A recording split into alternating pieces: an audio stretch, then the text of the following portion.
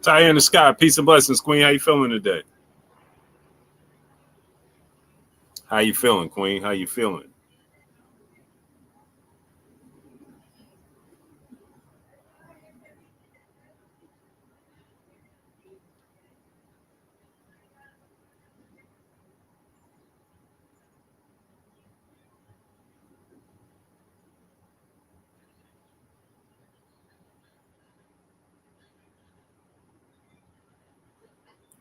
Joe Johnson, Duncan Penderhughes. What's up, family? Salute, salute, salute.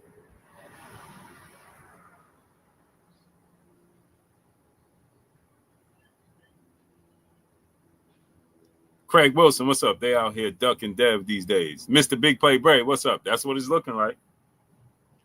Hey, man, that's what it's looking like, man.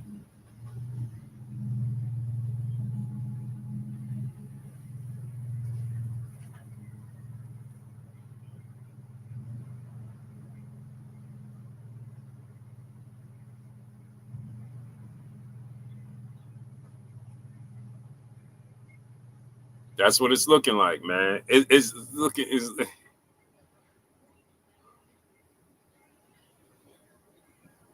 Bro, my son got a 91 on his Regents, bro. My son got a 91 on his Regents.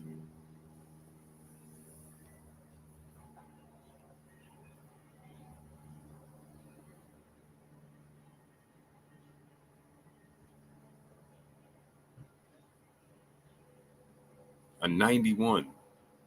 Yo, my son is Israel Bound, what's up? The GOAT 95, what's up? Exactly, Craig Wilson. I don't get it. There's a young lady out here.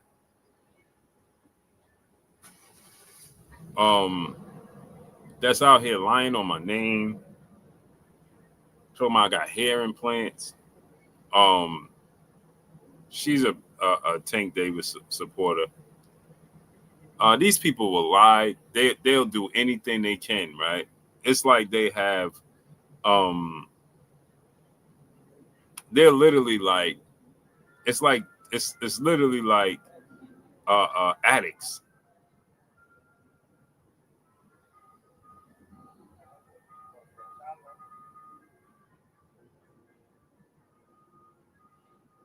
They're literally Ty in the sky. Yeah, Queen. This she's going along with this dude, the fiend that be nodding off on here. She's going along with him telling people I got hair implants is ridiculous. Hair implants is crazy. Yeah, that's just bogus to me. Hair implants, crazy. King Grayson, what's up, family? Yeah, man, hair implants, crazy. But with that said,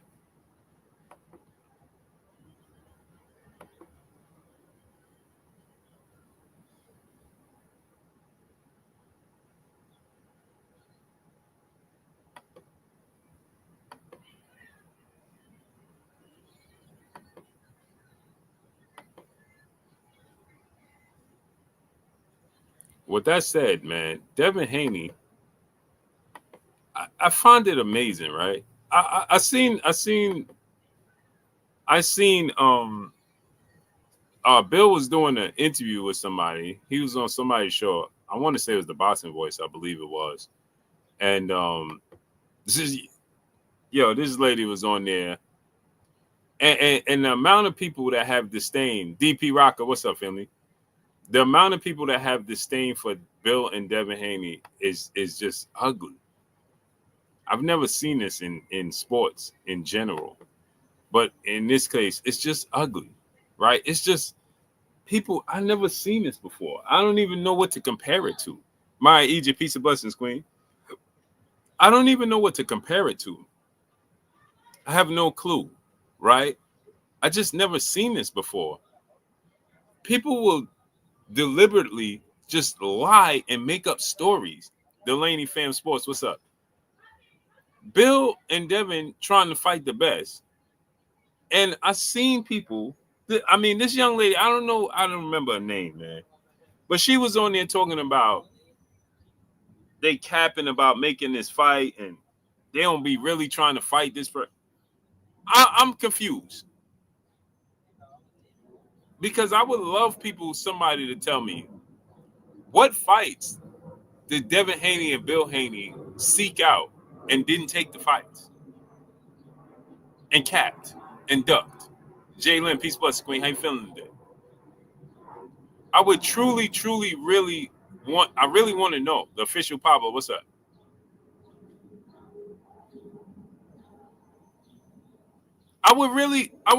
Hey man, somebody sent me this clip. I can't find it. I would really like to act. And she was like, yo, Alex Glover, what's up? And another thing is people think that just because you're the loudest person in the room don't make you correct. Alex Glover, what's up? Just because you're the loudest person in the room, it doesn't make you correct. And again, Devin Haney is on the same time Errol Spence is. When did y'all see Errol Spence duck a fight? Never. When did you see Devin Haney duck any fights? Never. These people, like this person that just created a whole account. This tells you the low lives that people are today. This tells you just how low life is for these people. Cali World, peace, bless, Queen. That you can sit, you have time. You got too much idle time. My grandfather used to tell me all the time, if you got too much white on your calendar, you ain't doing nothing in life. Meaning that if your calendar is free to do nonsense like this person that's creating accounts like me, at pretending to be me, to say derogatory things, what kind of life do you have? You really should question yourself. No, really and truly, it's really sad that it's really not even funny. It's sad. Today's time, the amount of low lives in the world that people have nothing going on for themselves, that they take to social media because they can hide behind social media and pretend to be something they're not. It's nasty work. You see, you got a fake Keon in the building, a fake everything talking about you got a wig on, and the dope fiend exposed it. You see? You see what I'm talking about? DG, what's up? Over people they never met in their life. Just take that into consideration. These people have never met any of these people in their life. They never met Devin Haney. They never met Tank Davis. They never met any of these people. And if they did, only to take a picture. King Grayson, what's up? And you know what the real sad part about it is? These people will see you, take a picture with you, go hide behind a profile, and talk down and trash to you.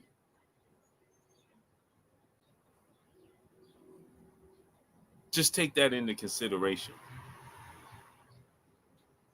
If I have time, I've never even thought about sitting here and making up fake accounts with other people's faces and profile pictures and logos to troll people. Never.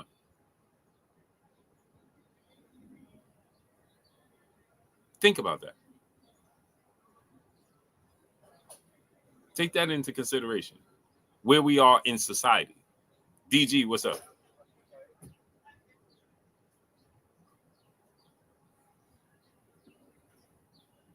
Think about that.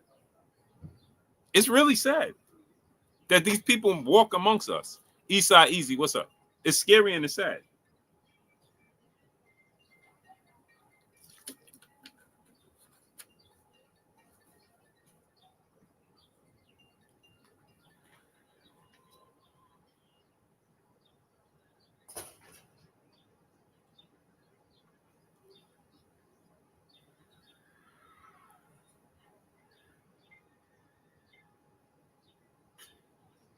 It's really sad. My brother Key, everything boxing. He said I come in and the first thing I see is a clown pretending to be me. Whoever this is, they've been going to every channel pretending to be me. Sickos. Key, Key, I blocked him. Key, I blocked him, right? He came back. He's on everybody's account with your name and your profile. This is, Key, I was just saying that, right? Just think about the types of people we have in this world that they have this much time to keep doing that.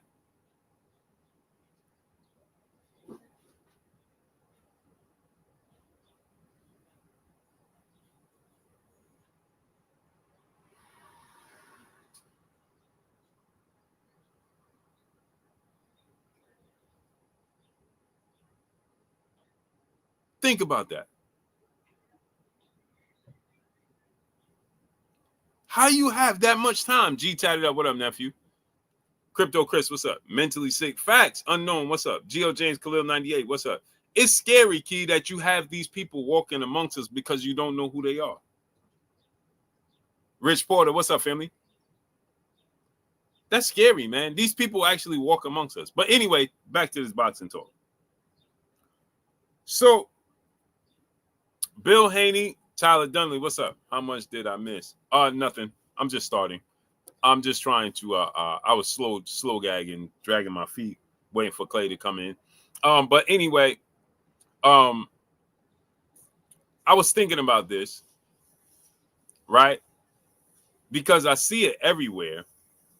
And it's like, it just blows my mind how much people dislike Devin Haney. It's so bizarre to me. And I try to figure out where does it come from?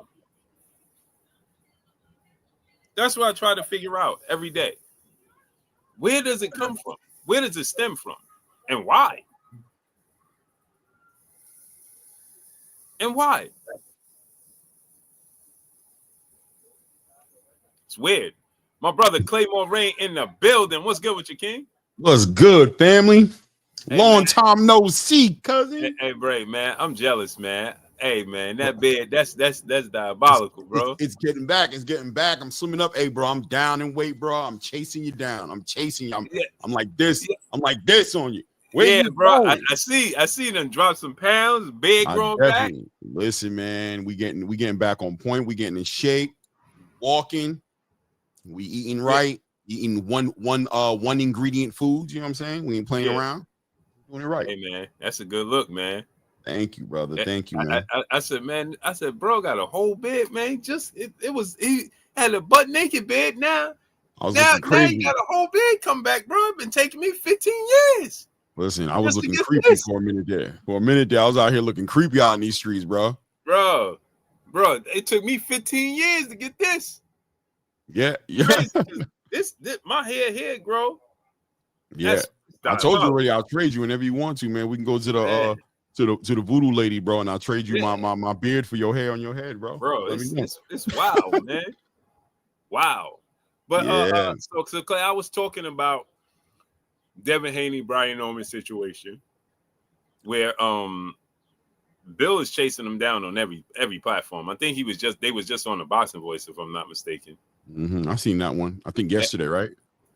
It was yesterday or today? I feel like yesterday I seen him on there with on the Boxing Voice, talking with Brian Norman Sr. Okay, so maybe it was yesterday. I was watching it through Two Tone. Okay. And Bill is they steadfast on trying to make that fight that everybody said he was gonna run from. Yeah. Listen, man.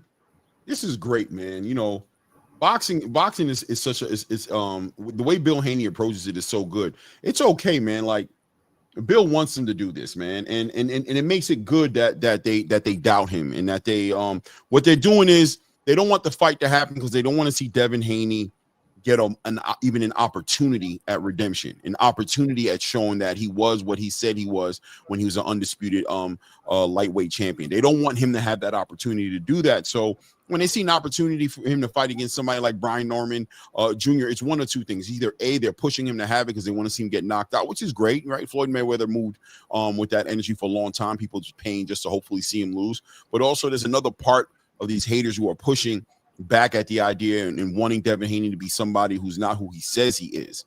So they don't want him to take the fight because they don't want him to be on business. They don't want what Bill Haney and Devin Haney is doing with the independence and their arrogance and them doubling and tripling down on the way they're approaching the boxing space to hold any weight, to have any merit.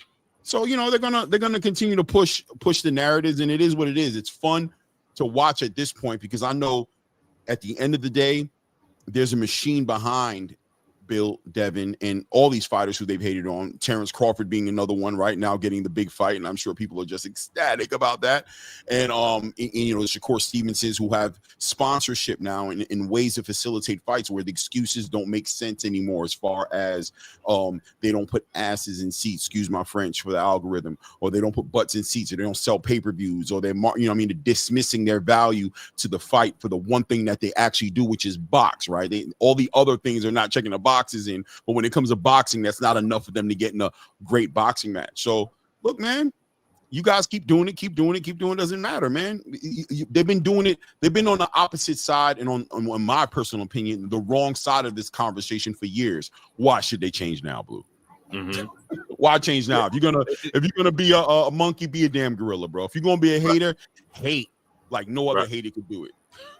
It's just weird to me because I'm trying to figure out the reasoning behind it, right? Because it's like, isn't this what the sport is about? You should want to see the best fighting the best. That's what the sport is about. That's a great question. That's a great question, right? Because I think the sport is about that, right? But I wonder, and I don't even question as much anymore. But I wonder if they know what the sport is about. What is the sport about to you people who don't want to see the best fight the best? For the people who don't want to see the spectacles, who don't want to see the big fights, the people who are against Terrence Crawford versus Canelo Alvarez, the people who are against Devin Haney getting into getting a matchup with a Tank Davis, or at this point Brian Norman Jr. All these things that we've always pushed for to see in the sport. If the sport is not about that, I'd like some perspective on what the sport is about to them. We're not really asking that question. Has anybody actually answered that question of, if it's not about what we're pushing, if we're pushing something cancerous that's not helping the sport, then what is it? We might be lost, Blue. It's quite possible. We're not perfect, bro. We're human beings. We are not above being wrong. You know what I mean? Correction is something that only it takes a humble person, a person who's focused on growth, to accept accountability. So if somebody in the building would feel like commenting on that and giving us some perspective of what the sport is about, if it's not about the best fighting the best. Right. And that's my whole thing. Like, what is it? And because I'm starting to feel like what you said, Ola, I'm starting to feel like what you just said, Clay. Maybe me and you are on the wrong side of the fence. We probably are, Blue. Let's be honest. We probably just are. Maybe we got it twisted because it seems like it's no longer about competition anymore. Oh, no. It's about just having your pom-poms out for a specific fighter as far as cheering them on, or having your pom-poms out to hate on a specific fighter. Mm-hmm. Like, that seems like that's all it is. Right? There's really no in between. Is it nationalism? Is this whole entire thing? I mean, at one point it was about that, right? But it looks like it's gotten deeper with that because there's a certain passion in it once we saw Turkey getting to the game and we started to see Riyadh season, and we started seeing Eddie Hearn hanging around, signing the Jerome Boots Ennis's, signing the Shakur Stevensons, working with the Richardson Hitchens, and, you know, getting into the American boxing space in a real way. It seemed like it became like a nationalism type of thing, like America first type thing, even at the cost of no fights. Mm-hmm. Is that what it is? Are we switching up? See, the casual fan is one thing I've noticed about the casual fan, Blue, is they are into what they know, and they don't have any intention on knowing what they don't know. And it seems like the casual fan has never taken the time to actually grasp or appreciate the sweet science of boxing. Like, you know, it's too complicated, but they don't want to walk away from it right? They don't want to walk away from the space. They want to stay in the space. So what they've done is they've become good at counting pockets, good at celebrating promotional companies and promoters and the Al Haymans and the PBC and the Tom Browns and the, you know, they've become good at being a fan of everything except for the actual boxing that's happening inside the ring. And like I said a long time ago, they don't even need that to happen regularly, frequently enough to appreciate boxing, because they don't care about what's going on in the ring. They're more concerned about all the love and hip-hop drama and antics that's going on outside the ring. So that's why they have no problem only watching 5 events a year, only watching, you know what I'm saying, certain fights as long as they fight. They don't care, you know what I mean, because they're more interested in this part of the game, talking in the chat. He can't wait to get to the next day so that they can get in front of their favorite content creator, you know what I'm saying, and hear him shoot down everything. They have no interest in the actual fight itself. Right. And it's so diabolical to me, because it's like, I'm so confused. When I was listening, D Bell, what's up, family? Devontre Bone, what's up, family? Liba 926, what's up? Salute John Kramer, man. He said, at Blue Blood Sports, I really enjoyed the knowledge you share. I was sent here from a colleague. Salute, man. Blessings to you, family. Take a minute, go subscribe to my brother Claymore Rain. The link to his channel is pinned up in the chat. Click the link, go subscribe to my brother Claymore Rain. The link to his channel is pinned up in the chat. G tied it up. What up, nephew? So here's the thing, right? I was listening, right? This is G Hun 456. What's up, family? I was listening to Bill do this interview. I forgot the young lady name. But Don Howard, what's up? She kept saying to Bill, like, "Oh, I'm not in the mood. I'm not like Bill was capping, right?" And I'm trying to figure out. So she was like, "What fights is realistic for Bill to make happen with Devin?" And so Bill was saying, "What fight do you want to see, Queen?" And she was like, "Stop playing this game with me. You know, what fight is realistic?" And he says, "I can't answer that for you because I don't know what fight you want to see." Right? So essentially saying, what fight on the list that you, so she was like, "Well, you made the list." So he was like, "But what fighter on the list would you like to see?" So essentially, he was saying to her, "Tell me the fighter that you want to see us fight, and I'll tell you if it's realistic." Right? And then it turned it, because they was going back and forth with this. Dennis Ashby, what's up? Don Howard, what's up? And so Bill was like, "Listen, every fight on the list is realistic." Right? I mean, that says it in itself, right? He's going down the list of names. He has it in order. He's telling you who he wants to fight, who they want to fight in order. So she gets off, she makes videos, and then she's talking about, and all these people applauding, like, "Yeah, she just broke Bill Haney down." And I'm confused in my head, and I'm like, wait, what? What did I just miss? Like, I'm so lost, I'm so confused. People are so enamored with just disliking Bill Haney and Devin Haney to the point where they'll say anything and they'll applaud anything that anybody says against them. It's ridiculous at this point.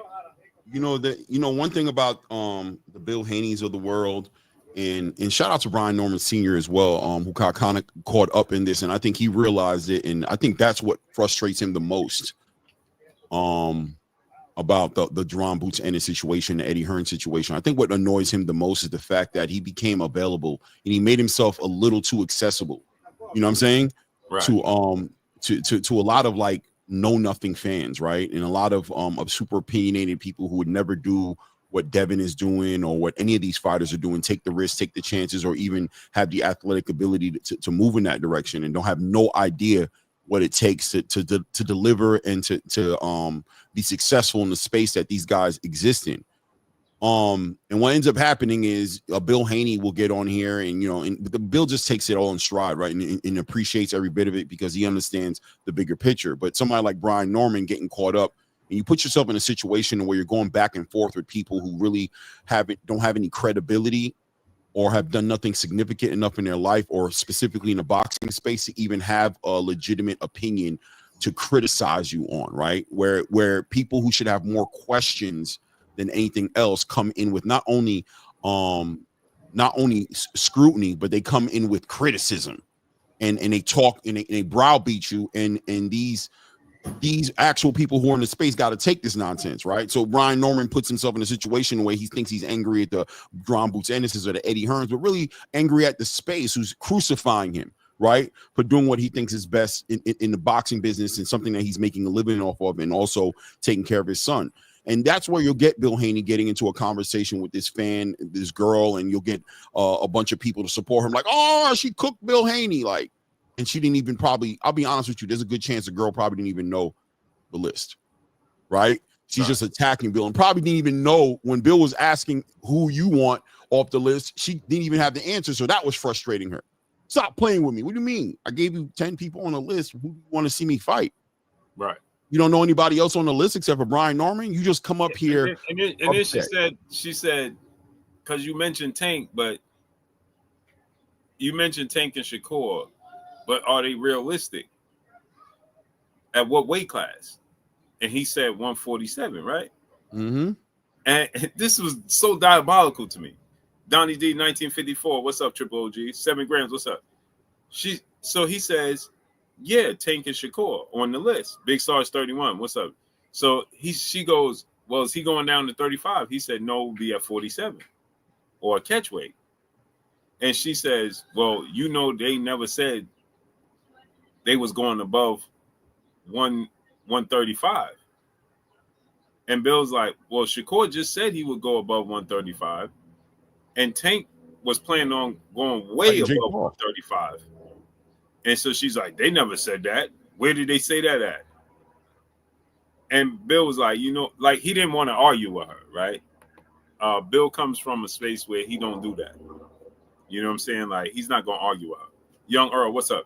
And so Bill's like, okay, Queen, like, you got it, And I'm like, how do people jump on these platforms and don't even know the research? Because they're upset at it's about Tank. There's a good chance that she's a fan of Tank, right? So she's just she's on code attacking Bill when she sees him, attacking Devin, getting an opportunity for the clout. They're clout chasers. You know what I'm saying? A lot of people in this space are just clout chasers, just looking for people that they can attack, speak to without any respect, and call themselves being fans of their favorite fighters. Blue, hold on for 1 second. I'll be right back. Okay. And so people, I'm confused, right? Because in my head, CJ, what's up? Shaw, Ma, Shallah. Salute, family. I'm confused because I'm like, you didn't see Shakur Stevenson just sit there on the Breakfast Club and say that to Ak that he would fight. He wants to fight Conor Ben at 154. And Ak says, one old guy opinion, what's up? Ak responds and says, 154, Conor Ben? He's a puncher.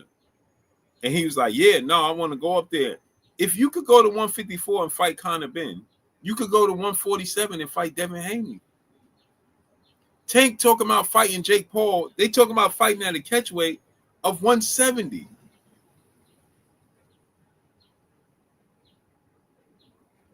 Of 170. Althea Sweden, what's up?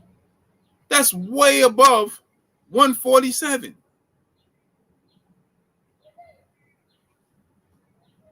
Jake Paul ain't capping, people. I don't know why people think. When did y'all see Jake Paul capping? Born Rich, what's up? He ain't capping. Big Herm, my brother in the super chat, dropping that Cinco on your boy Blue. He said people want Devin to duck more than they see him fight so they can talk about him ducking. Devin versus Norman going to be like Sugar Ray Leonard versus Hearns. Yeah, I want to see it. I want to see it. T9 Boston class, what's up? Happy Valley Farm, what's up? So it just don't make sense to me. How could you get on this platform and speak so confidently and talk to Bill like, hey, I'm not playing with you. I ain't got time for your nonsense today. And you this and you that. And y'all ain't realistic. And you don't even know the facts.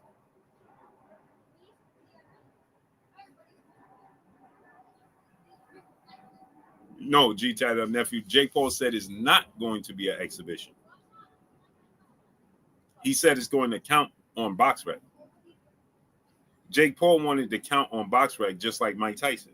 He said it's not going to be an exhibition. Now, I don't know if he came out after that and said something after that, but I know I seen him say it's not going to be an exhibition because he wanted to count against BoxRec. He wants to put a loss on Tank Davis' resume. That's what Jake Paul said. Now, maybe he backtracked. I don't know. But I know he said it's going to be on BoxRec at a catch weight, and it's going to count against their record because he wants to be the first one to put a loss on Tank Davis' resume.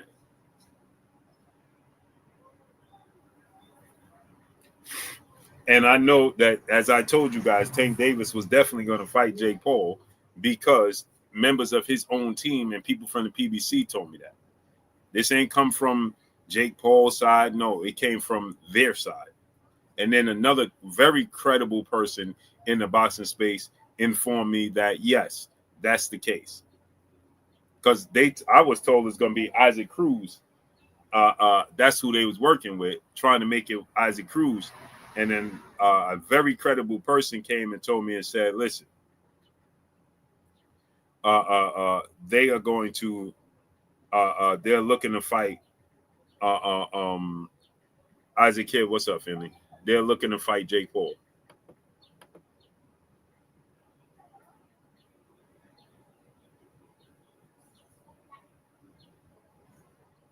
So let's see.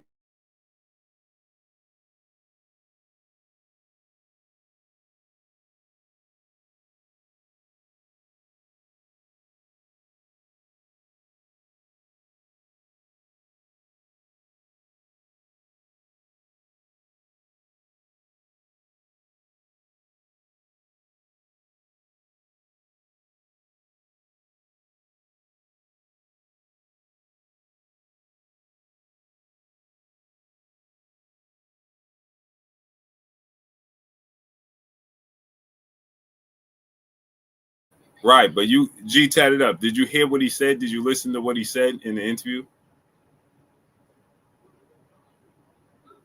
Did you listen to exactly what he's saying in the interview? Yes, Jake Paul said it's going to be an exhibition because the sanction bodies they won't sanction. The commissions are refusing. They're trying to find a commission to sanction the fight, and because they won't sanction the fight, that's why they have to classify it as exhibition. So therefore, they want it to be a real fight, but they're having a hard time finding it to be sanctioned.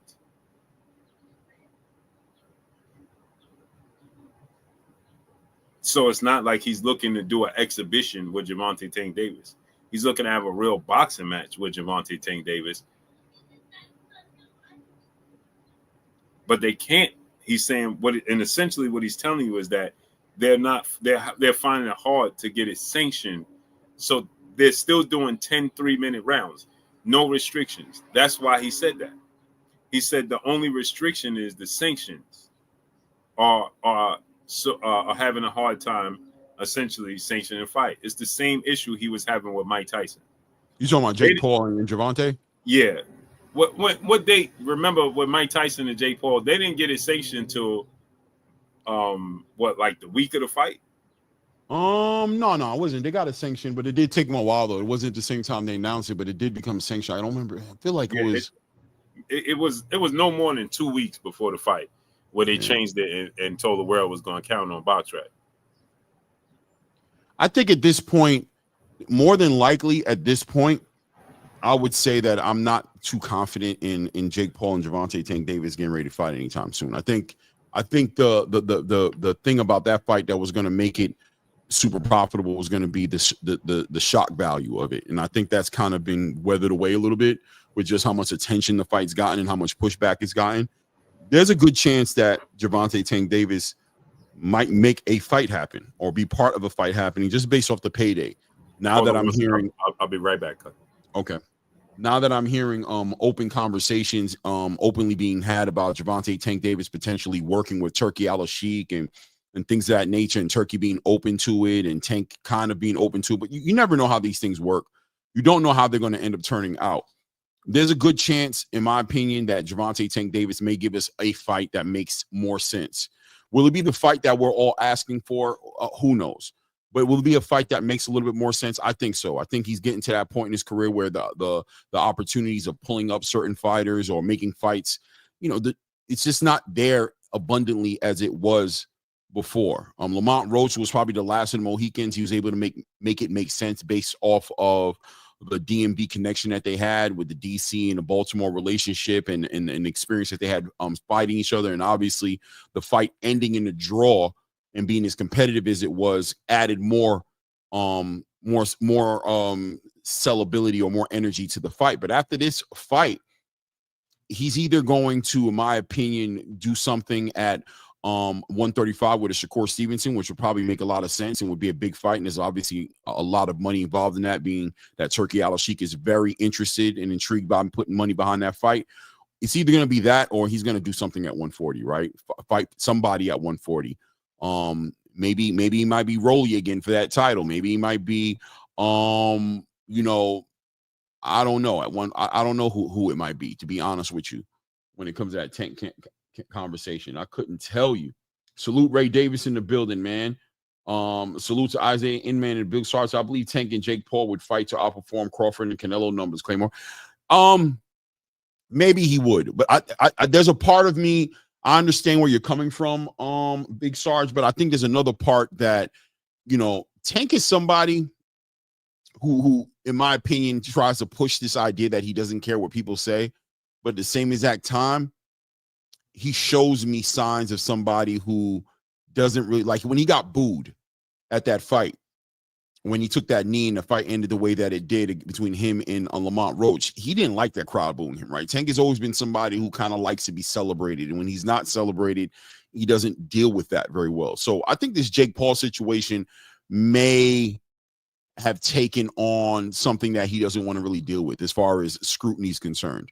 And Jake Paul right now, to be honest with you, Jake Paul would fight Tank Davis, I'm sure, soon, without a problem. But Jake Paul has big fights that he could be fighting. Rumors are that he wants to, potentially fight Azerto Ramirez next after a fight against this fight he has coming up this weekend. So he doesn't give me the signs of somebody who's really trying to sacrifice and cut weight down to 175, 180, something like that to fight against a Tank Davis. Maybe he would do it, right? I don't know. But now that Tank has shown, do you hear about that? Tank kind of being a little bit more open to working with Turkey a little bit, saying basically, he just wants it to make sense, to make the terms and conditions to make sense. Doesn't want to go fight in Saudi, whatever have you.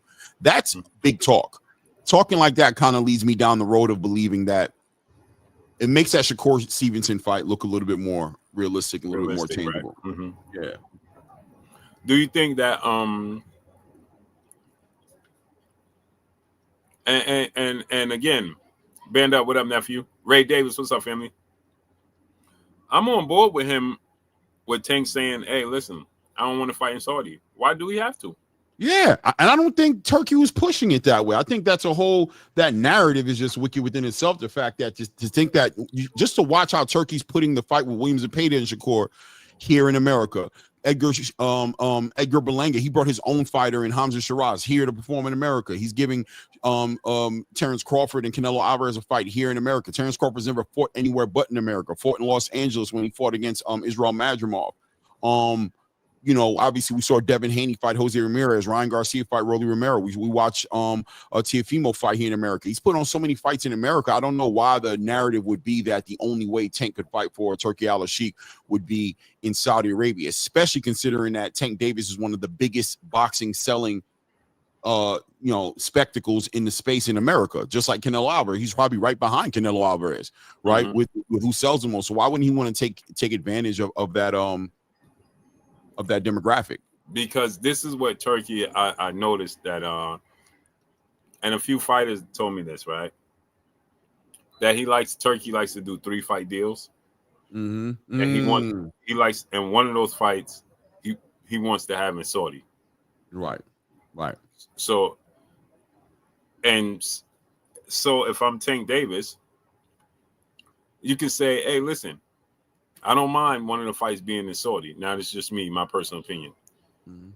But when it comes to do what Canelo did, right? When it comes to specific fighters like Terrence Crawford, I'm fighting him in the States. Right. But you want me to fight William Skull? I'll fight him in Saudi. You know what I'm saying? Because, again, if Tank gives us Shakur Stevenson fight, right? Okay, he's we, of course, as Boston fans, we're gonna demand, give us Keyshawn now, give us Devin, right? Obviously. Kendra, what's up, family? Tiny Toon, what's up? But let's say he fights, and people, I'm hypothetically speaking. Let's say he says, hey, I'm fighting William Zepeda. Right. Okay, you fight William Zepeda in Saudi. Mm-hmm. You know what I'm saying? You come back, now you fighting Keyshawn Davis in the States. You know, do something like that. I mean, that's what Canelo does, right? Is Canelo's like, all right, I satisfied it. I gave you the William Skull fight there. Right. You know what I'm saying? I'm not fighting Devin Haney there. I'm not fighting Shakur there. Right. Period.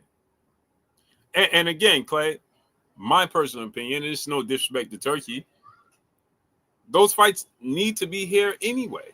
Yeah. And I think Turkey's aware of that. I think Turkey Al-Sheikh is growing in the game, man. He's learning as he goes ahead. He's bumping his head along the way, but he's growing and he improves. He takes the lessons. He understands the value of these fights and where they're supposed to be.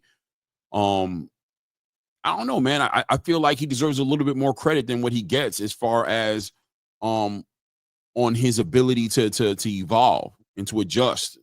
He understands. Look how he reacted immediately to the Times Square card. You know what I mean? Some people don't like it. Some people okay with it, but he immediately reacted. He saw the boxing space react to the quote unquote Tom and Jerry tactics and things of that nature, and he addressed it ASAP. He listens, he hears, and he moves accordingly. He may make a move that may look weird in the beginning, but I don't think he's gotten worse. I think he's getting better as he's getting his foot in boxing. There's no doubt in my mind that he understands the value of a fight like that in America and why that fight needs to happen in America. I just don't see him to being like, yeah, I want that fight to happen, but it has to happen in Riyadh. Why? I don't get that. I don't see that. And he's making, like you said, Clay, he's bumping his head, but he's getting up and he's like, okay, let me not walk that way. And he's doing it in real time. The thing is, the boxing world is so used to these dudes being secretive and lying that he's doing it publicly and telling you the truth and just making adjustments in real time right in our face. And people are not used to that. Right? And people don't respect it either. They don't respect it. Our community, this boxing space, don't respect the vulnerability of honesty. Even with like Terrence, you know what I mean? Terrence being comfortable enough to be like, yo, I'm 70% sure that I could beat Canelo Alvarez. People saw that as weakness. I didn't see that as weakness. I saw that as confidence and strength. You know how much it takes to say something like that, knowing the criticism you're going to get? That's a man who's like, yeah, bro, I'm not stupid. I understand. This is going to be a hard fight. I understand what I'm about to get into. I'm acknowledging. I don't got to sit here and lie to win this fight. I can be honest and that's okay. And Turkey's doing the same thing, right? Turkey has no problem just taking ownership and moving forward in a different way and acknowledging his mistakes. And people look at that like, you see, you caught him in a lie.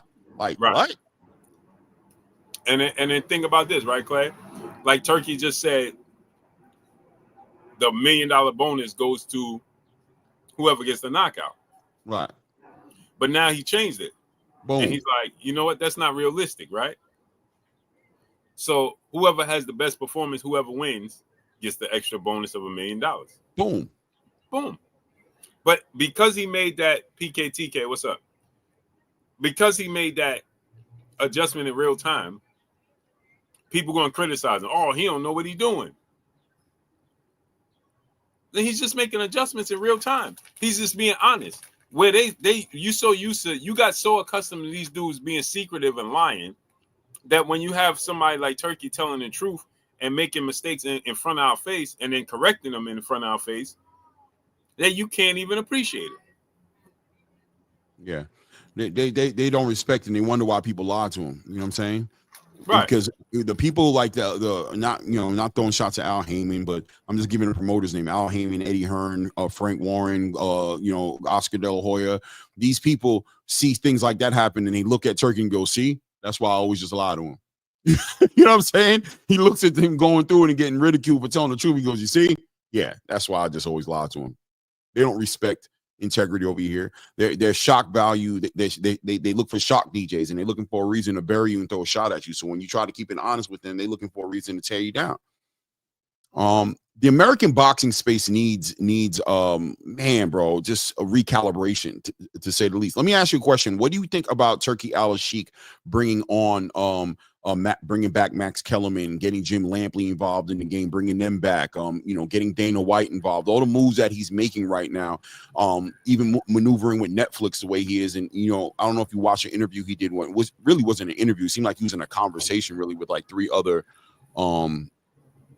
maybe creators in the space. I don't know. It was somebody from Ring Magazine. You know what I'm talking about? Did you see that conversation you had? I like it. I ain't gonna hold you. My initial thought was that should have been Blue Claymore. You know what I'm saying? Yeah. And then I'm gonna tell you why, Clay. Round 1, what's up, family? Let me tell you why. It's not jealousy. Mm-hmm. Because it's cool, right? They're familiar faces. They had their time. Mm-hmm. Mm-hmm. Now you're going with a new era. Moving forward, the excitement comes from us. Right. It's cool to see Larry Merchant. I mean, not what's his name? Jim Lampley. Mm-hmm. Max Kellerman. Mm-hmm. It's cool, but it's old. Yeah. It's old. He's trying to recreate. He's trying to bring back an era of boxing that he probably loved and celebrated. And me too. I was there too when Max was there with HBO and Jim Lampley and all those guys were there calling the fights. I loved it. But you're right. There's a nostalgia about them, but it's old. I'm gonna throw out some names, but people gonna get upset. But whatever. Imagine, right? You Biz and Ness calling it, and I do the scorecards. We having fun. Hey, bro, the blue card, the blue scorecard, the blue blue's corner. Yeah. Yo, Clay, imagine the energy, the different that we gonna bring. You know what I'm saying? Mm-hmm. Mm-hmm. Because I would much rather do. My favorite part of it. And I know people be like, bro, why wouldn't you want to call it? Right. Because I don't mind doing. I love doing that. Don't get me wrong. Right. What's up, Kev? What's up, family? But if I could do the score, I used to love when they be like, okay, let's bring in what's your thoughts, Harold? Okay, Jim. Yeah. 10 rounds to 3. You know what I'm saying? The Letterman card, know what I'm saying? Yeah, man. He's doing nothing. Like, hey, that was my favorite part when you heard him come in. Got him down. If he doesn't do something, he's just gonna throw away this whole entire fight.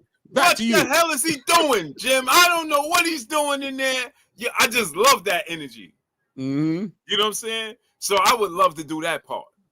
Yeah, man. People don't know about that time in boxing, man, when boxing was like that. That's the boxing that I grew up watching and understanding, and that was just a great time, man. And it was all about the fights. It was all about the fights, Blue, during that time. It was all about the fights. We did not know how these guys were living, how much money they were making. We didn't know about their managers. We didn't care about Bob. We didn't care about Don King. We didn't care about none of them dudes, bro. We just knew them on a very surface level. There was no social media. We just wanted to see the fights, man. You just wanted to see the fighters fight, man.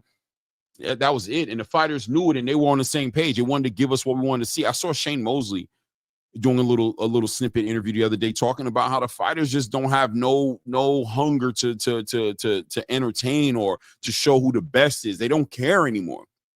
It was just a different time period. And I think I'm praying that with what Turkey's doing, I'm hoping with the commentating from a Max Kellerman or Jim Lampley or whoever they're picking, that these guys are able to capture that energy again and get fans back into that. The problem with That's what pushes the algorithm. The problem with that is that we're gonna run right back into the political part, where we get to the point where it's like, all right, let me turn the sound off. You know what I'm saying? Because they are who they are, and they're used to coming from a certain background with this, that they're gonna be like pushing who's the favorite, not pushing what's going on in the ring.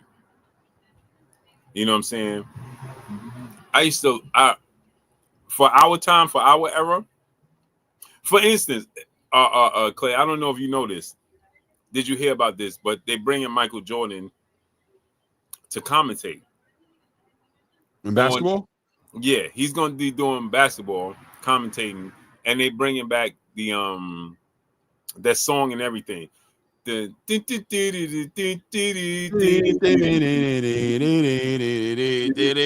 right, yeah. So they bringing this whole thing back. It's going to be, I think they said it's going to be Michael Jordan, Carmelo Anthony, and Reggie Miller for something like that. Y'all in the chat, if you know, y'all can correct me. But I just heard the rough draft of it, everything. But they signed it. It's all done. Oh, so this is happening. This is not an idea. This is what they're moving forward. This is gonna happen. Oh yeah, no. It's happening. It's done. I'm intrigued. I'm excited. Let's do it. So, but the thing is, right? And I love it for us. You know what I'm saying? Right. I'm gonna enjoy it. But are they gonna push? You know what I'm saying? Like, is it gonna be that old? You pushing the narrative, or are we gonna get? Well, I'll say like this, right, Blue? Like, I agree with you, Dal, as far as me, Showbiz, you know what I mean, all the names that you said earlier. The reality, though, is it's slim pickings, because what they're showing you is this generation of boxing fan and analyst, right, and pugilist is really, it's a letdown, right? So they're feeling like they need to go back to go get something back where it needs to be, because there's nothing to look forward to. They don't see. They don't see. They need to open their eyes up and see us cooking. You know what I'm saying? But they don't see it, man. And they've lost faith in this generation. And I tell you guys every day, whenever we do these shows, I always say it. You boxing fans have lost total credibility with the space. They are no longer concerned about pleasing you guys, about what you guys like, what you don't like. They're not listening to you because they hear and they blame the state of boxing on y'all. They blame the current state of boxing on the boxing fandoms today. They're not looking at these guys anymore. They don't care. They're looking past you. Pay attention to what's happening. They're tapped into the new fan base, the casual fan base. They're trying to raise up. What did Dana say? I'm going to build this whole thing back from the ground up. He has no interest in being involved in the diva boxer, in the diva energy, looking for the highest paydays, not wanting to fight nobody, not wanting to put the work in, calling each other N-bombs, cussing like crazy on the show, not having no type of media training. They're not sellable. There's no brand that can get behind any of these boxers, not Nike, not Pepsi, not Reebok, nobody can affiliate their brand with the toxic nonsense serial killer. Look at how Terrence Crawford and Canelo Alvarez were able to sit in a room together with Piers Morgan and do an interview. Look at how Daniel Dubois and Alexander Usyk were able to sit together and do an interview and respect each other, but at the same time, sell a fight. Speak about winning the fight, what they're going to do to each other. Speak about their own family history. Celebrate each other when it was time to celebrate each other, as Terrence was speaking on surviving getting shot in the head, having 7 children, all the different things that he's got going outside the ring. And Terrence was able to celebrate Canelo Alvarez becoming a professional boxer at 15 years old, working himself through the rankings to get all that, and still having a fight there. Watch them. Watch that professionalism. That when you watch that, you start to see why Canelo Alvarez didn't like the way Edgar Berlanga approached promoting the fight, didn't like the way David Benavidez approached asking for the fight. You start to see where it's like, nah, there's a way to do it. You guys just don't know how to do it. You only know how to be disrespectful. You think disrespect is part of the game. You think disrespect is part of the sweet science. There was a point in time, Blue, I know you remember where fighters were at press conferences and they'd be wearing suits. They'd be sitting at the press conference and they'd speak a certain way and they'd be aware of it. When Mike Tyson would speak, it wasn't only towards the end of his career he started getting reckless and pointing fingers and calling out reporters and telling them to go F themselves. But there was a point in time where there was understanding, and that's what Cus D'Amato was letting Mike Tyson know and raising him in that way, right? Keeping the integrity of the sport. Do you remember right guard? That's only civilized with Marvin Hagler. Yeah. Right. Brands would align themselves. Oh man, you just aged us. Yeah. Right? Remember that? Yeah. Remember that? Yep. There was a brands were able to align themselves with the branding of a fighter and help push a fighter and bolster a fighter's brand up to make it more popular, to attract the casual fan. There was a way to get there. The boxing space has turned into some cesspool Babylon. You know what I'm saying? That needs to be struck down by God and destroyed. You know what I'm saying? Fire and brimstone and rebuilt again from the ground up to be something that you can. I mean, are people even allowing their kids to watch boxing at this point? Are you comfortable with your 11-year-old kid watching boxing right now? Right.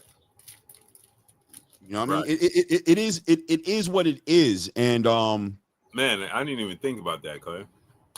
There's nobody doing nothing no more. T.O.'s being a racist. Richardson Hitchens. Shout out to Richard Hitchinson. F them M-bombs. I want you pussy, but bruh. Shout out to Richardson Hitchens, right? You know what I'm saying? Following suit and just trying to do what the Joneses are doing. But no, brother. Right? No, brother. Think about it, man.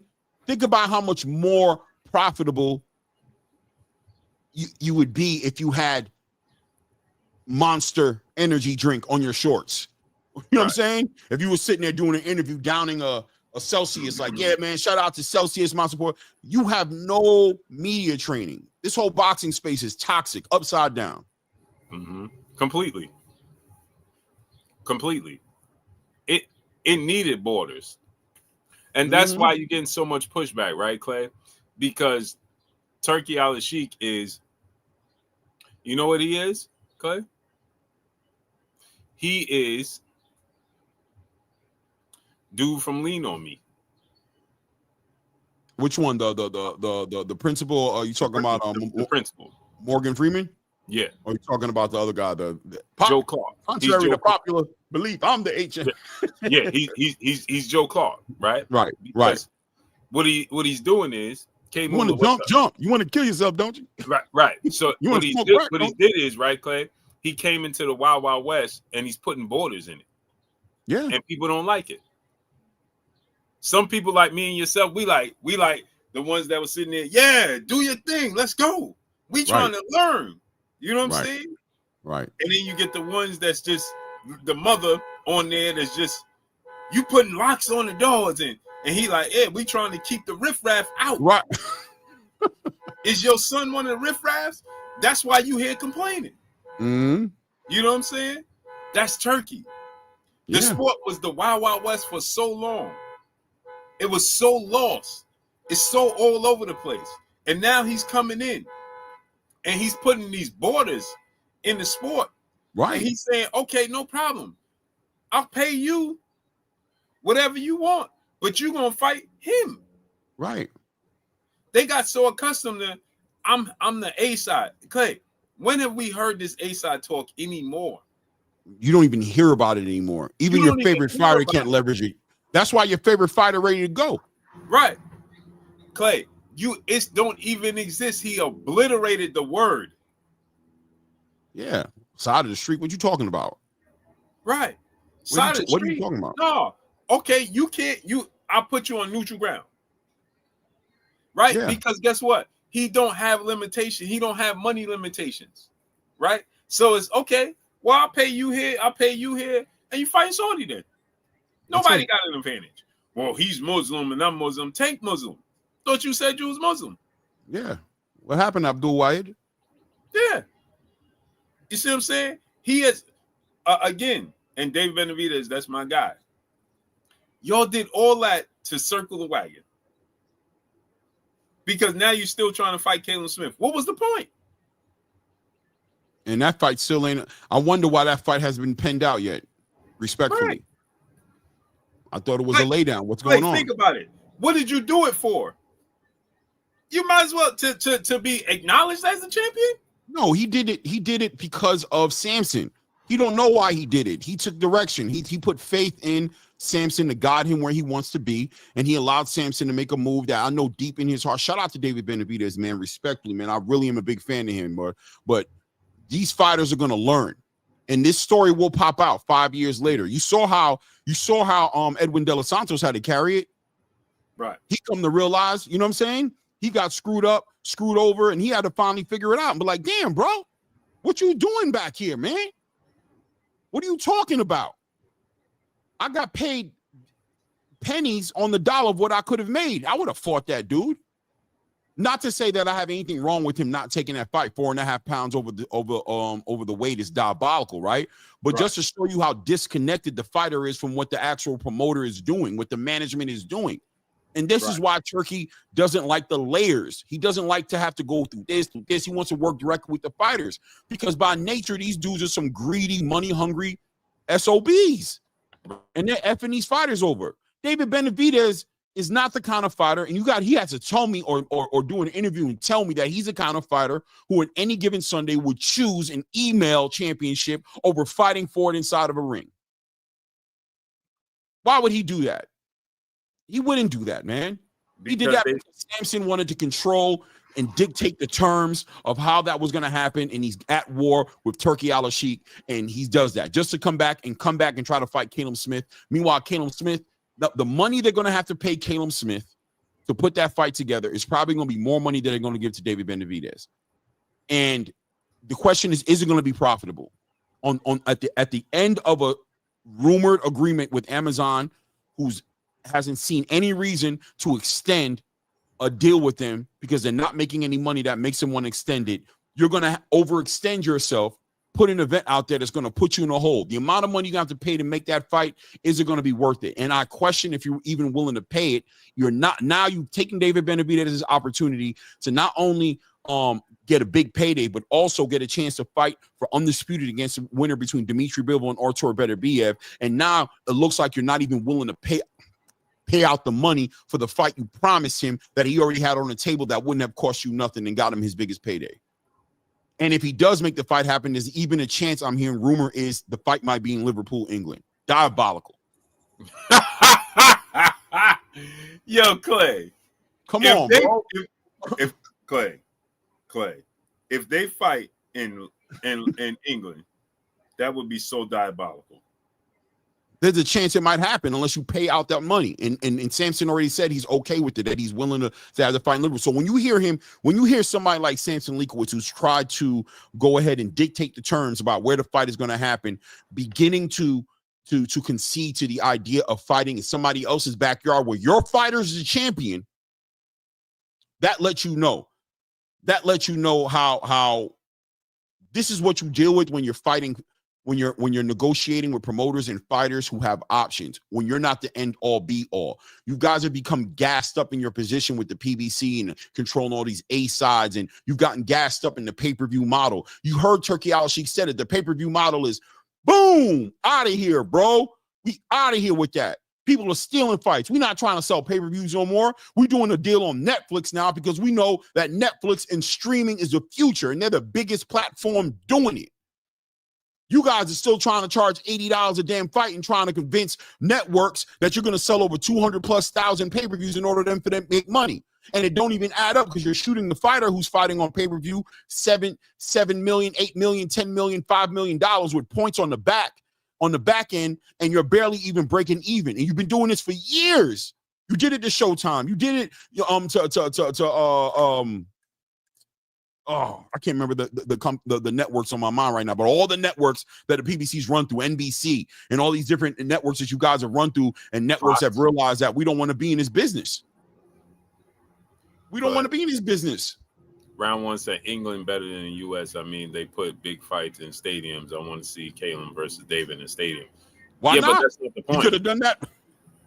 That's not the point, because he was going to fight on Benavidez Bivol card, more than likely is going to be, it's going to bring him as much attention, and then he's going to fight the winner of that fight. Now you just tricked yourself out of your position, like Clay always say. Don't let somebody trick you out of position.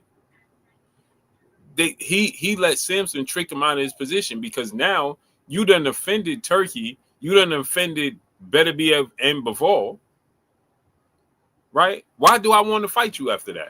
When you unnecessarily strip me, you strip Bivol of defending his undisputed title. So now, Clay, he'll go down in history if he beats Benavidez, right? Mm-hmm. He'll go down in history never defending his undisputed titles. Right. And if Benavidez wins, he's 40 years old, and now I got to have 2 more fights to be two-time undisputed champion? Because you couldn't wait for nothing, because at the end of the day, you was going to get the Caleb Smith fight anyway. For according to Samson Leakowitz, a very lucrative. I said Leakowitz. Samson Leakowitz, a very lucrative offer. We know Turkey don't have half step when it comes to making those offers. You know he's putting that bag on the table. If he's putting the bag on the table. You went there. You flew out there. Got in front of this man. This man showed you the money, and you allowed that dude to convince you to get on the damn plane before that fight even ended, to go back to what? To mediocrity? Now what are you doing? You're waiting in the background to play the B-side to a Zerto Ramirez? Go play the B-side to a Jayo Patai? Go play the B-side to Caleb Smith in Liverpool? If I'm David Benavidez, I have to be saying to myself, Samson, bro, we landed right back at the same spot with fighting Caleb Smith. When I could have fought Caleb Smith, now I got the label of being an email champion. I done offended Benavidez and Bivol and Turkey for no reason. To land on fighting Caleb Smith anyway, when I could have fought Caleb Smith on the undercard, beat him, and then fight the winner, and then do even bigger things in the future. Yeah. After you pulled this stunt on Turkey, essentially, right, Clay? Right. Well, no. After you pulled this stunt on me, on David Sampson, you pulled the stunt on me. Right.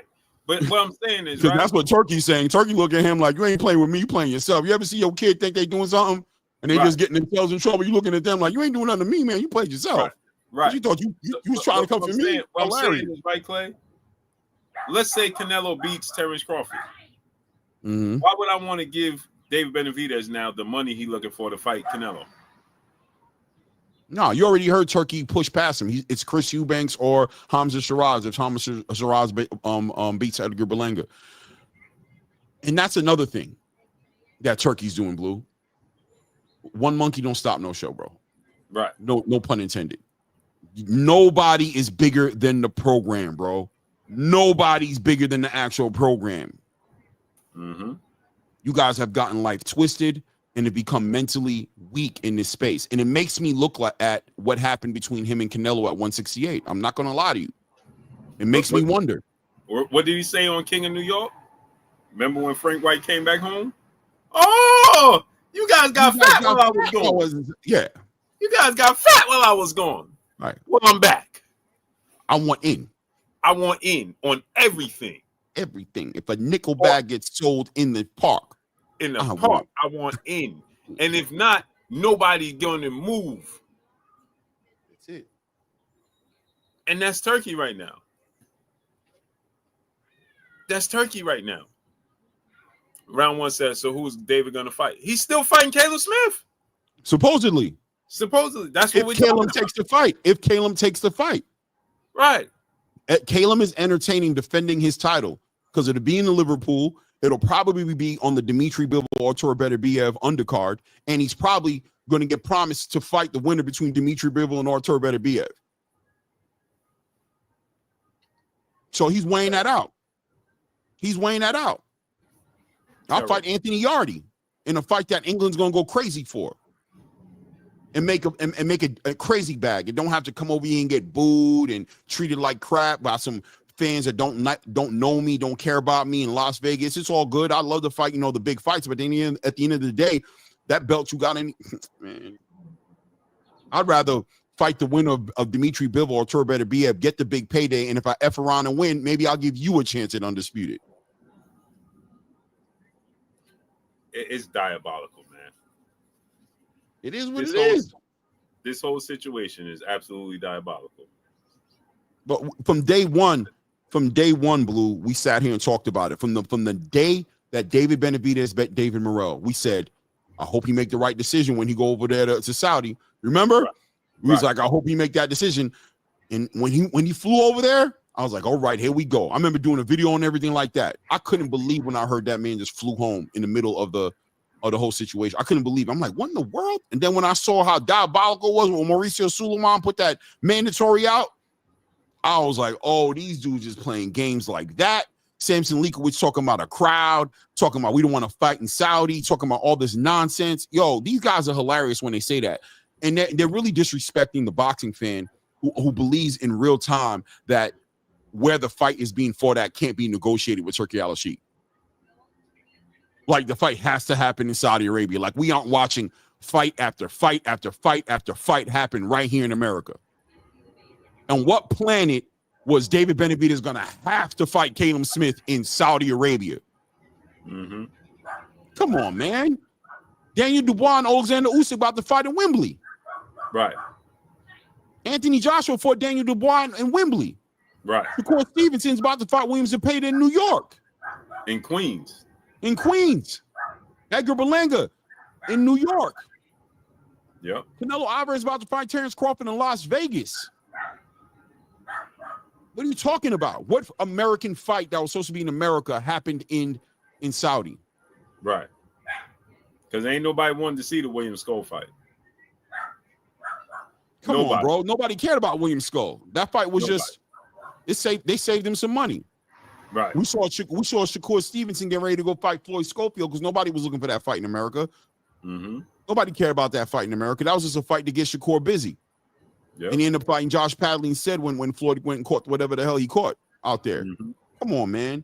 The narratives are diabolical, and the fans that sit there and drink the Kool-Aid, y'all like a bunch of David Koresh followers, bro. Y'all following a dying game plan right into the grave. Wait for it till you start passing the Kool-Aid around. Wait till he tell you when they surround and they got nowhere to go, like David Koresh did. We know David Koresh, right? I know I'm exposing my age right now, right? Mm-hmm. But when it got hot and David Koresh locked everybody in the building and there was nowhere to go, he passed around the Kool-Aid. Yeah. You pass around the Kool-Aid, everybody go to sleep. Yeah. Everybody go to sleep. That's what's going to happen. Mm-hmm. 1,000%. Salute to Big Herm, my brother in Super Chat. He said Benavidez is goofy, played by PBC in Liverpool at Liverpool. Wow. See, what's up, baby? How you feeling? Good. But yeah, no, I'm not saying it's gonna happen in Liverpool, but I'm saying Samson Leakowicz has communicated that he's open to it. Yeah, because they're trying to make the fight happen. They need to get David a fight. They don't want it to be a fight. They want it to be a fight that makes money, and that's another thing. That's a pressure that the PBC puts on these fights getting put out there. Is that these fighters can only make money with that pay-per-view model, and if it sells, they can't make money in real time any other way. And David Benavidez, yesterday's price ain't today's price, man. He's a high.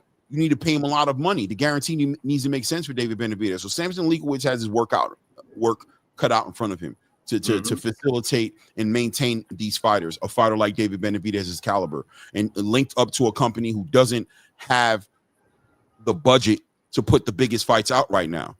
Samson Leakowicz, rumor has it, Blue would know better than me. I don't know, but rumor has it, had to gather up the money, raise the money to make that David Morrell and David Benavidez fight come together. Sure did. All right, then. Sure did. And that's the thing. Bloodshot 610. What's up, family? None of this even made sense at all. It's like, Clay, if that fight ends up as still on the undercard, imagine this, right, Clay? Imagine now Samson got to pay you out his pocket, and it's still on Turkey's undercard. Right. Everything is still the same. Only you just upset the people in charge. You did nothing. You accomplished nothing. You gave the facade that you are a boss and that you were the A side and that Turkey or Caleb Smith, these guys, you're not selling these guys on, we're going to sell a lot of pay-per-view. Nobody is studying that pay-per-view model no more, bro. Nobody except for maybe Jake Paul. Mm-hmm. Nobody cares about that pay-per-view model no more. Everybody's stealing. Right.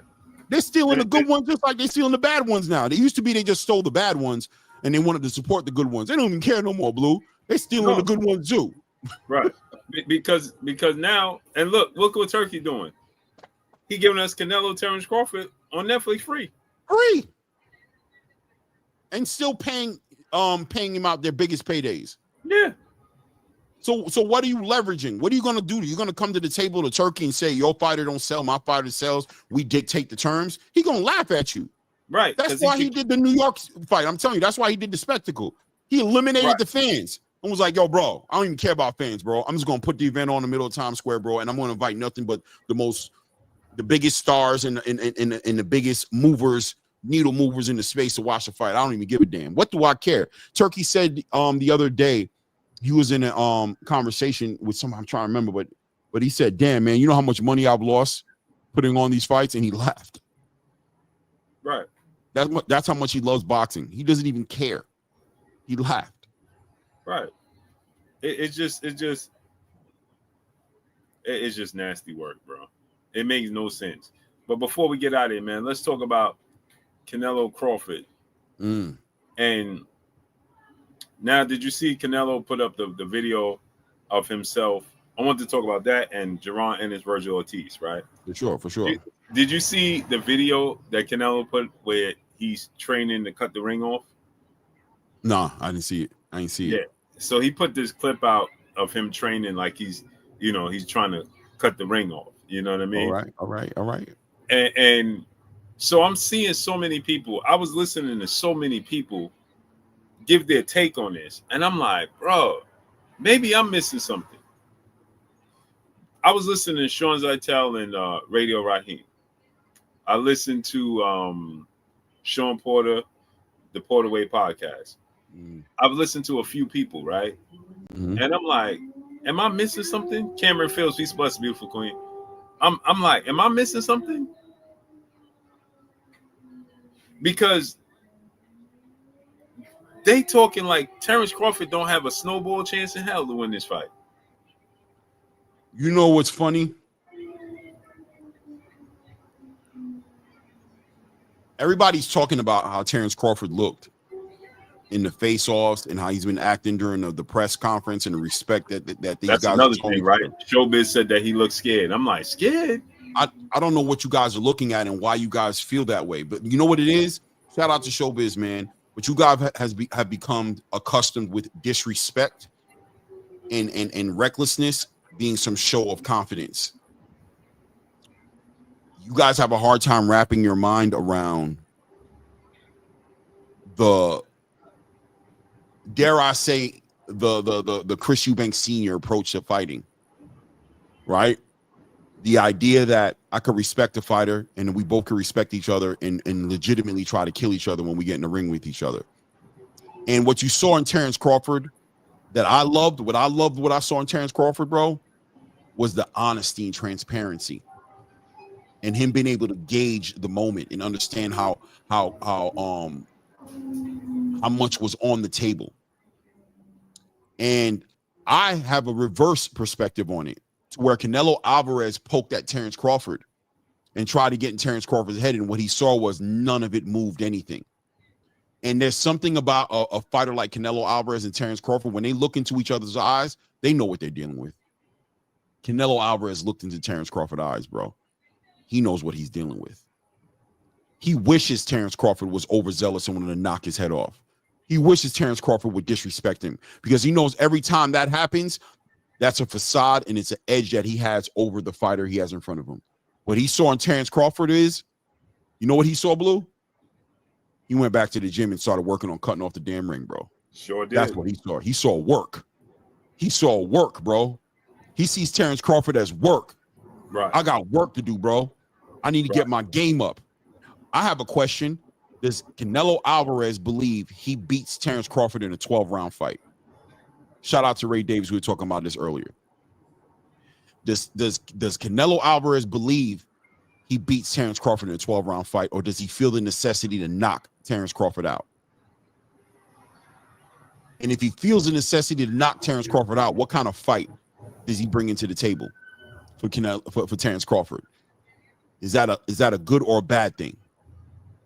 Right. Does Canelo believe he can outbox the pound for pound, 2-time undisputed 4-weight class champion in Terrence Crawford? Because you guys might drink the Kool-Aid and think that Canelo Alvarez is an end-all be-all and he's flawless and can't nobody mess with him and he's King Nello. But does King Nello believe that? I think King Nello's an honest person when it comes to gauging the fighters that are in front of him. He knew what he was dealing with when he got in the ring with the Floyd Mayweather Jr. He knew what he was getting in the ring with when he got in the ring with an Erislandy Lara, when he got inside of the ring with a Triple G. And trust you, me, he knows what he's dealing with when he jumps in the ring with the Terrence Crawford, who he's now stood face to face with and realized, I know I said they make weight classes for a different, but when did this guy become a 168-pound fighter? Mm-hmm. This ain't little 140-pound Terrence Crawford that I thought I was gonna be fighting. Right. This ain't the undisputed. He's standing eye to eye with that man. And next time they had a face off, that man had platform shoes on, bro. Right. That was diabolical. That man got the next time they had to face off, that man put on platform shoes. Clay, that was so diabolical. This man put on platform shoes, Clay. What happened? That was diabolical. You know when Errol Spence got into that entanglement, maybe that's not the right word. When he got into that clinch, with Terrence Crawford and Terrence Crawford shrugged him off, Errol had a moment of clarity, didn't he? Yeah, he did. You look back at that dude like when he got hit with that jab and got sat in his pockets, he looked up at Terrence. Is like there was an understanding that we didn't have before, because the understanding was I was going to be the strong guy, that you didn't want to tangle with me. Right. That was what the understanding was going into this fight. And here you are moving me around, putting me down with a jab. Right. Oh, it's going to be a long night. Right. Oh, it's going to be a long night. Right. Exactly. William Ward, my brother in the super chat, dropping that dub on us in the super chat. Mr. Grind Blue, first time seeing Clay. Welcome, bro. Hey, Blue, I've been trying to buy tickets for a few days. When is the date for tickets sale or the month? So they have another press conference on the 27th, right? What's the day? The 24th. So on the 27th, on Friday, I believe, in Vegas, the tickets are probably going to go on sale that day. The tickets are officially going on sale. I know they what do they call it when the businesses buy the tickets up and they resell them like double resell them? Yeah. But you on Friday, I believe is because what's today? The 24th. Yeah. So Friday is the 27th. So Friday the tickets will go on sale. More than likely. More than likely, great brother. Appreciate you, William Ward. Yeah, it'll be there. It'll be more than likely that day. L Dub Boxing, the boxing plug. What's up, family? Yeah, I think that Canelo, he's always gonna be confident, right? Mm-hmm. He's always gonna be confident. He's always gonna believe in himself. But the facts remains is that Tay Brown, peace, bless, Queen. Salute to the 11520. Randall 700, what's up, family? Devontae Gooden, what's up? One old guy opinion, what's up? So Uncle B Pipe Smoking, what's up? I think that Canelo obviously is confident, but he knows, he sees what was his biggest hang-up from the very beginning. His biggest hang-up was Terrence Crawford moves too much. Right? He wasn't interested in the fight because Terrence Crawford moves around too much. That was his biggest hang-up from the very beginning. Then he said he watched the Israel Madrimov fight and he realized that he don't move as much. I rewatched that Israel Madrimov fight last night. He displayed a lot of the things that Floyd Mayweather did to him.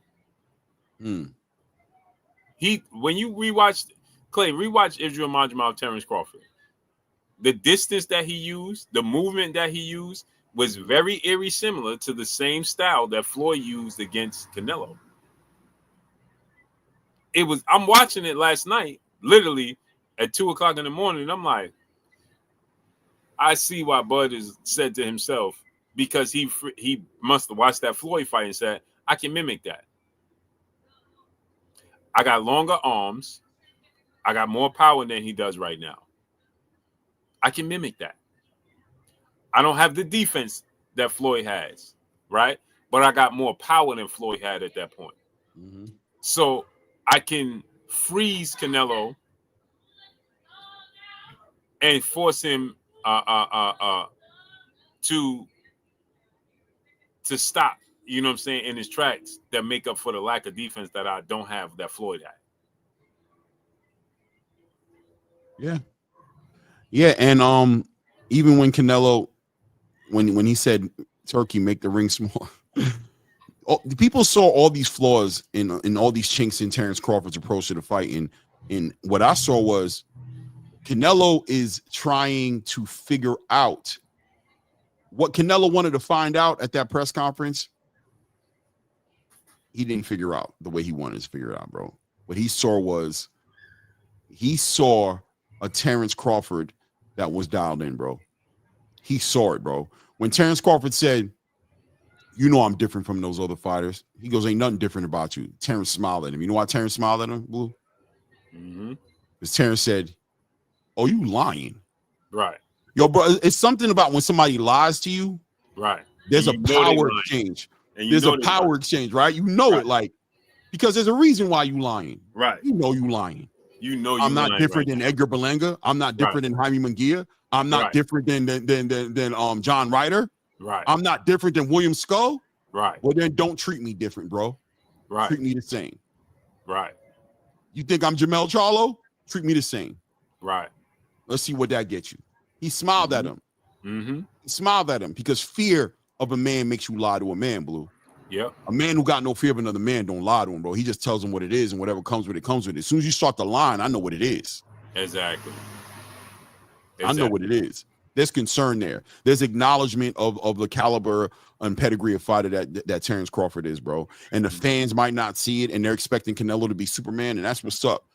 That helps sell the fight. But between those two men who weren't talking crazy to each other, who were showing each other respect, we got to fight on September 13th. And and if it turns too cerebral, Canelo might be in the space that he ain't been in a long time. The Canelo Alvarez who fought Miguel Cotto would beat Terrence Crawford, the athletic young boxer moving his head. The Canelo Alvarez that fought Danny Jacobs, that Canelo Alvarez head moving off the line, slipping all those shots.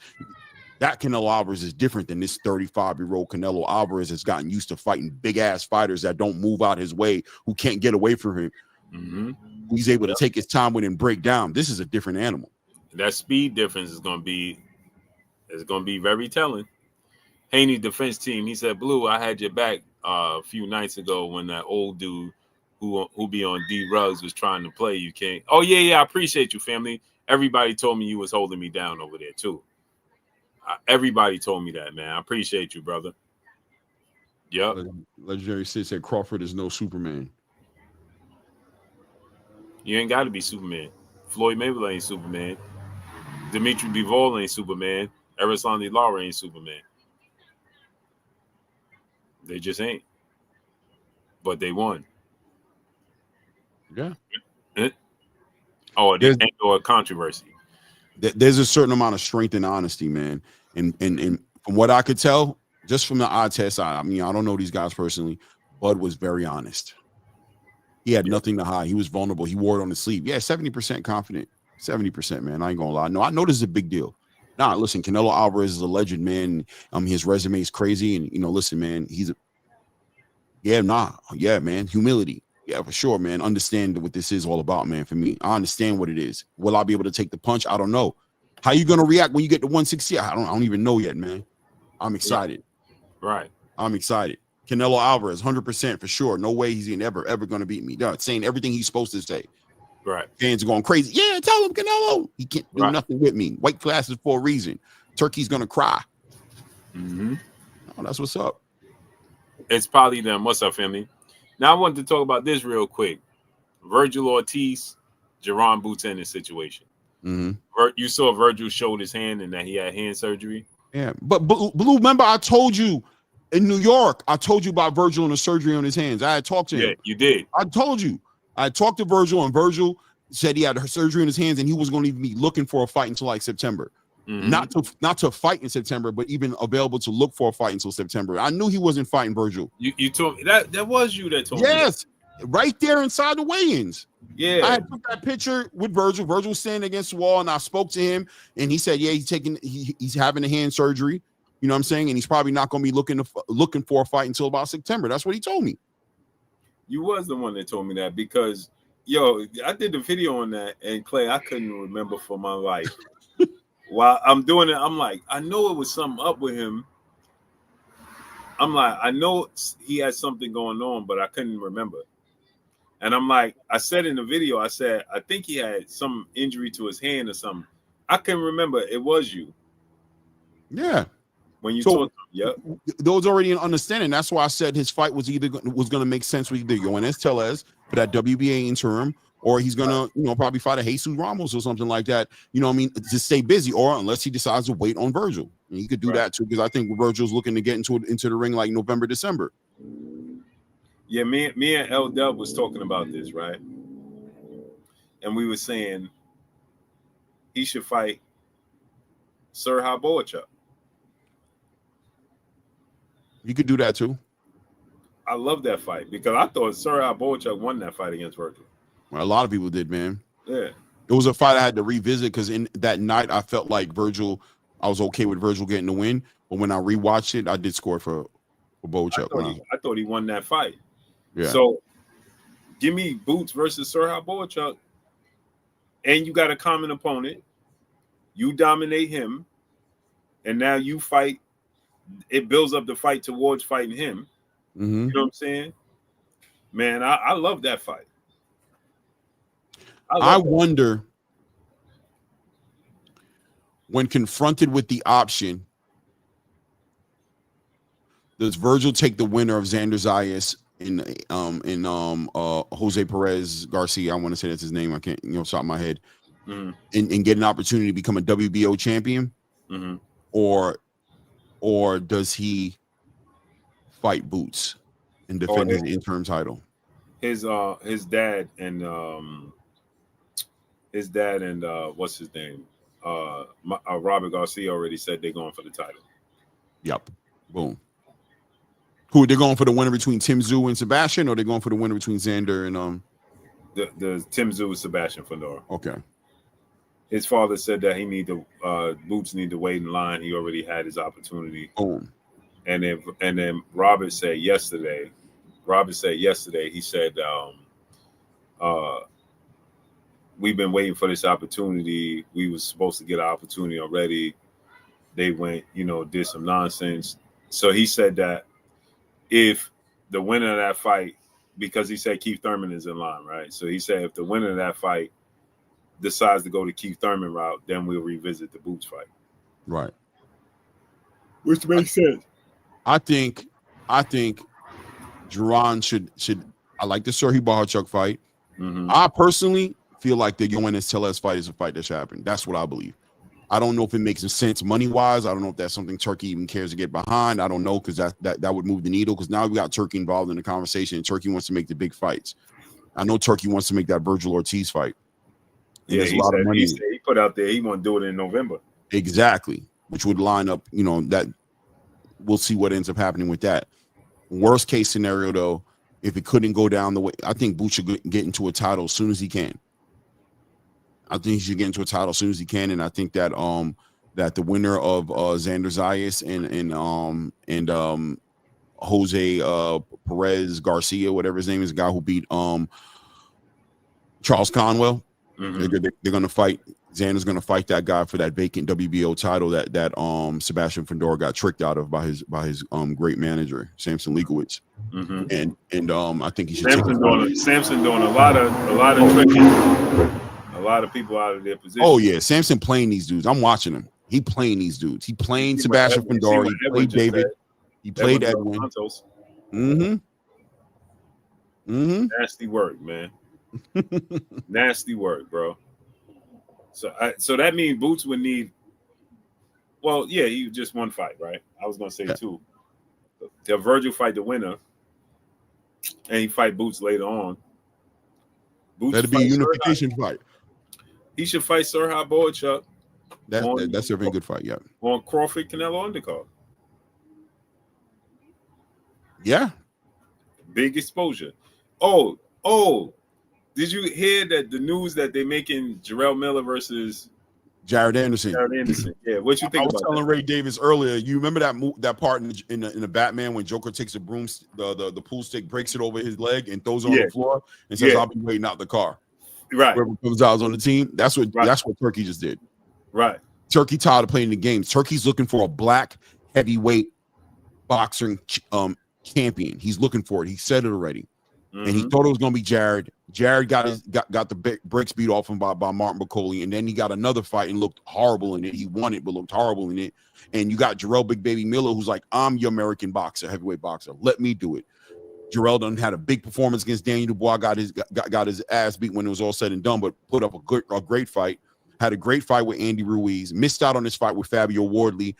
Thank God to an injury, not to performance enhancement issues. And looking to Jarrell Miller's looking to take that for Turkey. Let me be that guy for you, bro. Give me somebody. Turkey's like, well, I was going to do it with Jared, but you know what? Let's have the big baby throw at it. Whoever wins is my American heavyweight boxer that I'm going to push. Yo, what do you think about damn, it just slipped my mind. Oh, what Turkey also said that he wants to do Zepeda versus Andy Cruz. William Zepeda? Yeah. After the Shakur fight? In November. Yeah. This is whether he wins or loses? And he ain't say, he just said William Zepeda. Turkey's so crazy, bro. You be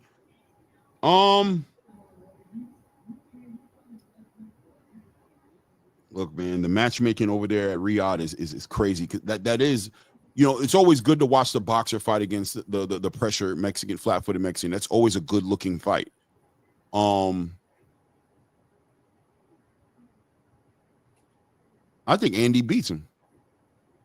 Yeah, I think Andy beats him.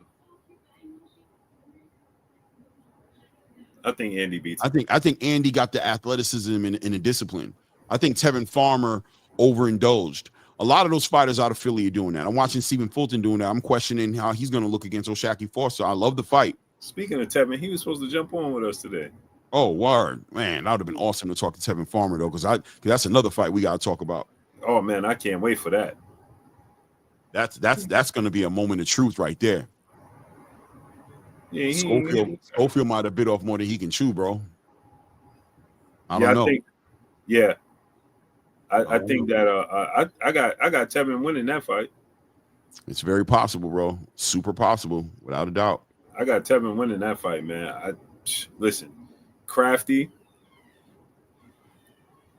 I just think that they might have stepped a little bit too far, especially with the time off.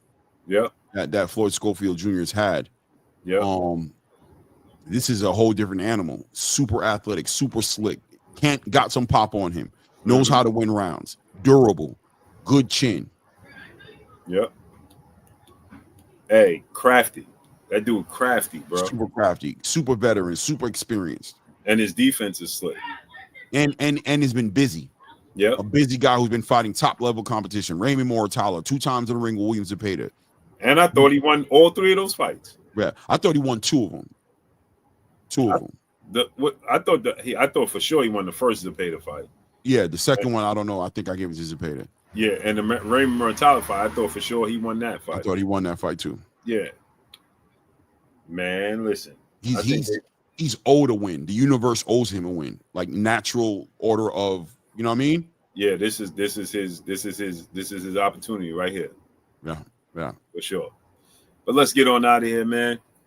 9 o'clock. Yeah, about that time for me too. Yeah. Ayo, salute to everybody in the building. Hit the link. Subscribe to the channel if you ain't done it. I'll be on in the morning, 11 a.m.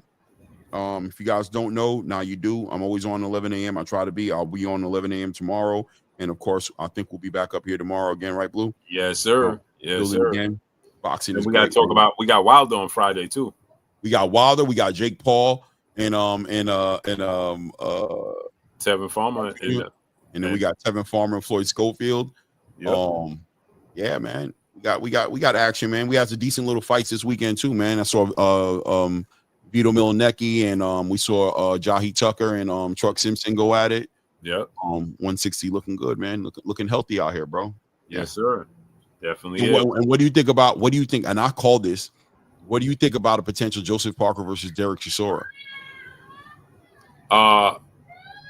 3. I just think is at this point is pointless for Derek Parker. Yeah, I think Parker's taking a big risk. I think Derek Chisora doesn't care, and that makes him dangerous. Yeah. And I think Joseph Parker has everything to lose, being that he's lined up right now to fight the winner between Usyk and Daniel Dubois. Why would you risk that? Why would you risk that? Yeah, it's just his stock is too high to fight Derek Chisora right now. Yeah, but Derek Chisora is a moneymaker. He sells. England, They love him. They pack out the building. They love watching him fight. It's a moneymaker. Yeah, you know what I'm saying? So I think, inside the square circle, my brother, he said, salute Blue, Brian Norman telling Devin make the fight or stop saying his name. Like he didn't say he wanted Mario Barrios winner, shaking my head. I see, I'm in it and then I'm out of it. I just talked to Bill earlier. They need to make that fight happen. F that. Yeah. R. Stokes, what's up? Did he just say that? They got to make that fight happen, bro. I'm sorry. They talk crazy. Yeah, they got to make that fight. Like, what? That's the fight. Brian Norman Jr. and Devin Haney's the fight, bro. Yeah, for sure. 1,000%. They got to make that fight, bro. 1,000%. All right, let's get on out of here, man. Appreciate y'all coming through, studding up, so holding us down and showing us love. He said in a recent interview. Oh, man. Appreciate you, man. Much love to each and every one of y'all. Follow me on Instagram at Blue Blood Sports TV, all one word. Go hit the subscribe button. Subscribe to my brother Claymore Rain. The link to his channel is pinned up in the chat. Ray Davis, salute to your family. Appreciate y'all coming through, studding up. It's your boy Blue, Clay. We out. Salute. Peace.